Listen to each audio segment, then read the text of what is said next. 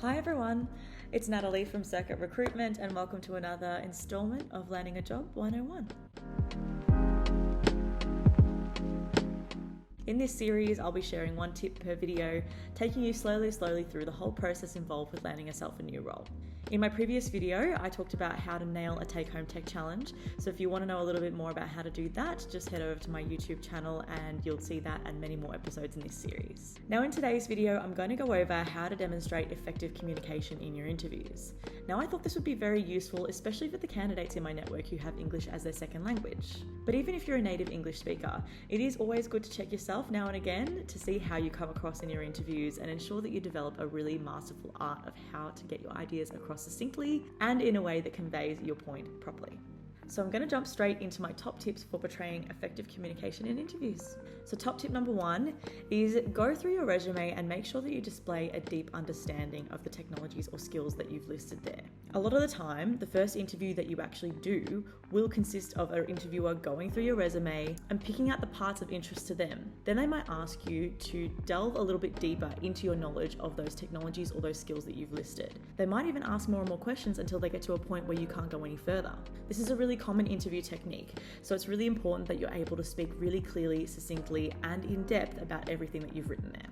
This really sets apart the people who actually understand what they've written in their resume and the people who are just trying to tick boxes. Tip number 2, I can't stress this enough, especially if you have been given a list of questions that might be asked. Make sure you take the time to prepare and research your answers. There's absolutely nothing worse than getting caught with your tail between your legs and not knowing something. However, on the flip side of that, if this genuinely does happen to you, just know that there's absolutely nothing wrong with saying, I've never encountered this problem before.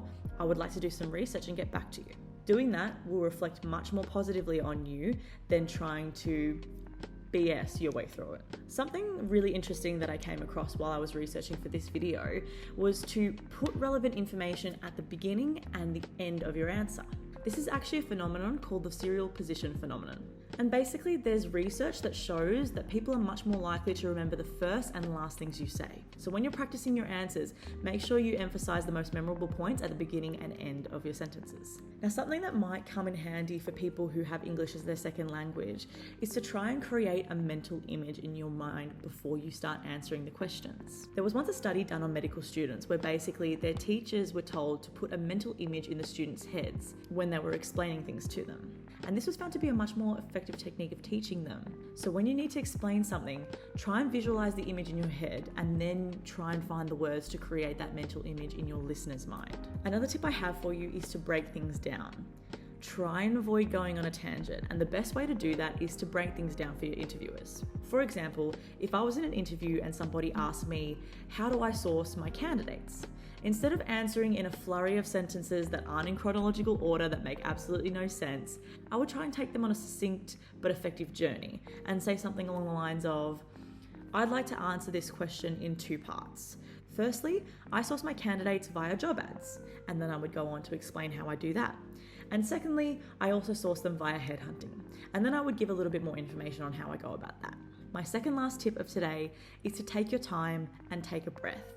The absolute worst thing is when you're speaking really fast and your mouth dries up and you can't catch a breath. There's absolutely nothing wrong with telling your interviewer that you want to take a moment to answer. But the caveat of this is to make sure that you're doing that with confidence. Saying something like, oh, sorry, I just want to take a moment to think about this will come across very, very different to if you were to say something along the lines of, that's a really good question.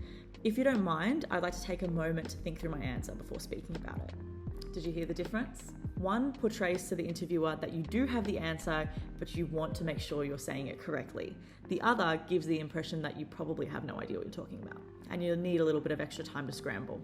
My last official tip for today is to practice. Practice makes perfect, so the more that you have under your belt, the more confident and less nervous you are inevitably going to come across. Trust yourself, you've got this. Now, one last thing I wanted to touch on is to be wary of what you're saying without your words. For example, your tone, body language, gestures, and even what you're wearing on the day can all play a role in conveying how you come across. So practice speaking slowly and in a friendly and agreeable tone. This way you'll avoid coming across as aggressive or uninterested. Make sure that you adjust your outfit to your audience. Now, I've said this in a previous video before, But corporate companies might be wanting to see you in a button-up and slacks. But a startup might be more open to seeing you in shorts and a t-shirt. And lastly, make sure you sit up straight. Portray confidence in your posture. And you'll be really surprised how much that can do for you. Overall, remember that communication is an art and everyone does it differently. But keep in mind what you're trying to do is paint a picture for your interviewers when you're answering their questions. Finding a new role is never easy, but if you make sure that you practice your communication skills, then you're definitely going to increase your chances of nailing that interview and landing your next role. Let me know if there's anything that I've missed in the comments below, because I'm definitely open to making more videos about this in the future and any other topics that you might want me to cover off. As I mentioned before, you can view the rest of the videos in this series on my YouTube channel. The link will be in the description.